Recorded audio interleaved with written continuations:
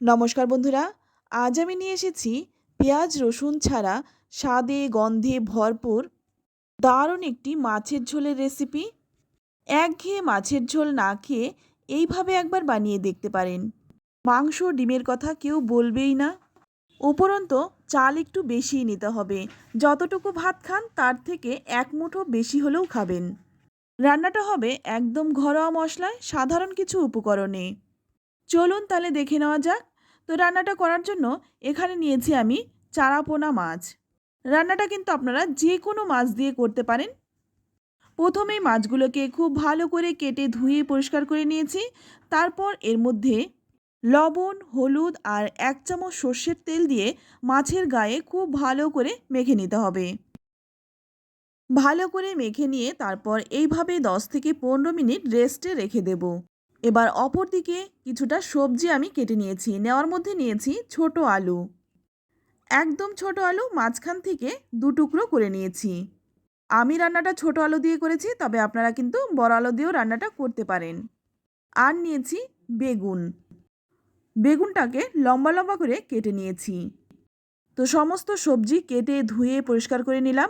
এবার অপর দিকে কড়াই গরম করে নিয়ে এখানে দিয়ে দিলাম 1 চামচ গোটা জিরে। জিরেটাকে একটু শুকনো খোলায় ভেজে নিচ্ছি। খেয়াল রাখতে হবে জিরেটা যাতে পুড়ে না যায়। পুড়ে গেলে কিন্তু গন্ধটা ভালো লাগবে না, খেতেও ভালো লাগবে না। জিরেটা ভেজে তুলে নিলাম। এবার ওই গরম কড়াইয়ের মধ্যেই দিয়ে দিলাম 2 চামচ সর্ষের তেল। আমি রান্নাটা সর্ষের তেলে করছি, তবে আপনারা যে তেল খেয়ে অভ্যস্ত সে তেলে রান্নাটা করতে পারেন। তেলটাকে খুব ভালো করে গরম করে নিয়ে কড়াইয়ের চারদিকে লাগিয়ে নিলাম। তারপর এখানে দিয়ে দিলাম 1 চিমটি লবণ। লবণটা দিয়েও খুব ভালো করে তেলের সাথে মিশিয়ে নিলাম। এবার আমি এর মধ্যে দিয়ে দিচ্ছি নুন হলুদ মাখিয়ে রাখা মাছগুলো। আমি মাছগুলো 2 ব্যাচে ভেজে নেব। একদিক ভাজা হয়ে গেলে উল্টে দেব। উল্টে পাল্টে ভালো করে মাছটাকে ভেজে নিতে হবে। প্রথম ব্যাচের মাছগুলো ভেজে তুলে নিচ্ছি।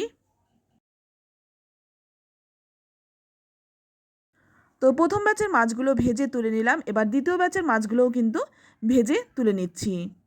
তো সবগুলো মাছই আমার ভাজা হয়ে গেছে। এবার ওই মাছের তেলের মধ্যেই দিয়ে দিলাম আর 1 চামচ সর্ষের তেল।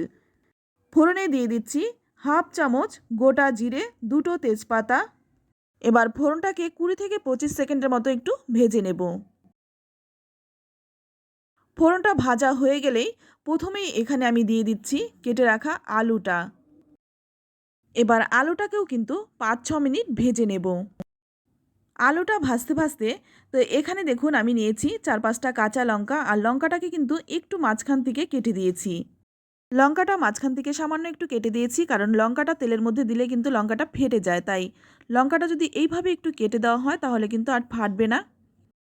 আর এখানে দিলাম 2টো শুকনো লঙ্কা। এবার আলুর সাথে লঙ্কাগুলোকে খুব ভালো করে ভেজে নিচ্ছি। যখন লঙ্কাটা ভাজা হয়ে যাবে তখন কিন্তু আমি লঙ্কাটা বেছে তুলে নেব। তো দেখুন লঙ্কাটা যখন ভাজা হয়ে গেছে আমি কিন্তু শিলপাটার মধ্যে নামিয়ে নিচ্ছি। আর আলুটার গায়ে যখন হালকা লালচে রং ধরে যাবে তখন এর মধ্যে দিয়ে দেব কেটে রাখা বেগুনগুলো। আজকের রান্নাটা একদম সহজভাবে করে দেখাচ্ছি, তবে আপনারা চাইলে কিন্তু বেগুনটাকে আলাদা আগে ভেজে নিতে পারেন। এবার আলুর সাথে বেগুনটাকেও খুব ভালোভাবে ভেজে নেব। তো এখানে আমি কিছু মশলা দিয়ে দিচ্ছি 1 চামচ হলুদ গুঁড়ো, 1/2 চামচ দিয়ে দিলাম ধনে গুঁড়ো, আর দিয়ে দিচ্ছি স্বাদ মতো লবণ। এবার এই মশলাগুলো দিয়ে ভালো করে কষিয়ে নেব। সামান্য একটু জল দিয়ে দিচ্ছি যাতে মশলাটা পুড়ে না যায়। এইভাবে আস্তে আস্তে মশলাটাকে কিন্তু খুব ভালোভাবে কষিয়ে নিতে হবে। মশলাটা কষাতে কষাতে এখানে যে লঙ্কাটা ভেজে রেখেছিলাম সেই লঙ্কাটা আমি বেটে নিচ্ছি। তবে আমি কিন্তু লঙ্কাটা শিলেই বেটে নিচ্ছি। আপনারা চাইলে কিন্তু মিক্সিতেও বেটে নিতে পারেন, যার যেভাবে সুবিধা। তবে শিলে বাটা মশলার স্বাদ কিন্তু অনেকটাই বেশি হয়। এটা আমার কথা নয়, আপনারাও জানেন। এবার লঙ্কাটাকে খুব ভালো করে বেটে নিয়ে আমি খুন্তির মধ্যেই তুলে নিলাম। তারপর এই মশলাটাকে এই ভাজা সবজির মধ্যেই দিয়ে দিচ্ছি। এখানে কিন্তু মশলাটা একদম ভালোভাবে কষানো হয়ে গেছে। আর এই লঙ্কাটা কিন্তু আগেই আমি ভেজে নিয়েছি, তাই খুব বেশি কষানোরও প্রয়োজন হবে না। একটু নেড়েচেড়ে নিয়েই তারপর এখানে কিন্তু আমি দিয়ে দিচ্ছি ঝোলের জন্য পরিমাণ মতো জল। আপনারা কিন্তু আপনাদের পছন্দ মতো ঝোলটা দিয়ে দেবেন। তো আমি আমার পছন্দ মতো ঝোলটা দিয়ে দিলাম। এবার ভালো করে নেড়েচেড়ে মশলার সাথে মিশিয়ে নিচ্ছি। তারপর ঝোলটাকেই 2-3 মিনিট ফুটিয়ে নেব।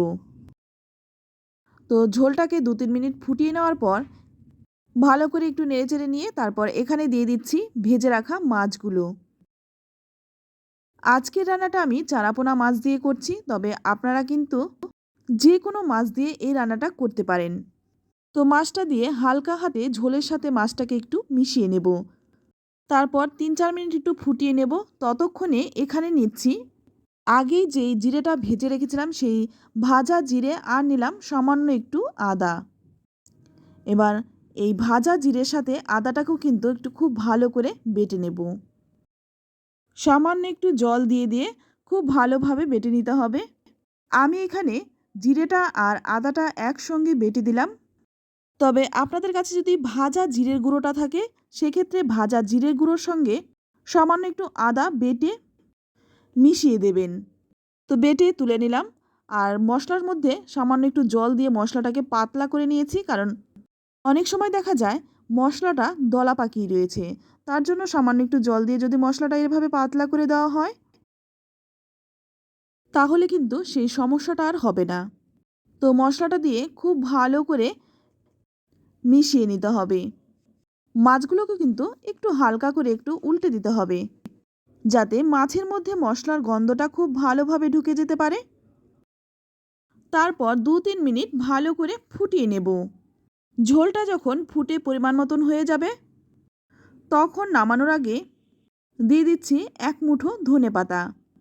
আমি ধনেপাতা দিয়েছি। অনেকেই আছে ধনেপাতার গন্ধটা ভালো লাগে না, তারা দেবেন না।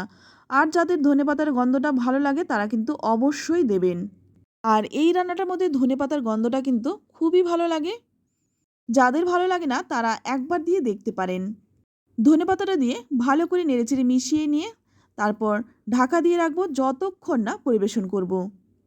তো আমি একটু নামিয়ে দেখিয়ে দিচ্ছি এটা দেখতে কতটা সুন্দর হয়েছে। এটা দেখতেও যেমন খেতেও হয় অসাধারণ। আমার মুখের কথায় নয়, আপনারা একবার হলেও রান্নাটা করুন, তারপর খেয়ে আমাকে কমেন্টে লিখে জানান খেয়ে আপনাদের কেমন লাগলো। ভালো লাগলে লাইক, কমেন্ট, শেয়ার করবেন। আর আপনি যদি আমার চ্যানেলে নতুন হয়ে থাকেন চ্যানেলটা সাবস্ক্রাইব করে নেওয়ার অনুরোধ রইল। যারা পেঁয়াজ রসুন ছাড়া মাছের ঝোল খেতে পছন্দ করেন অবশ্যই তাদের সাথে শেয়ার করুন। আর কেমন লাগলো কমেন্টে লিখে জানাবেন। তো আজ এই পর্যন্তই। সকলেই ভালো থাকবেন। ধন্যবাদ।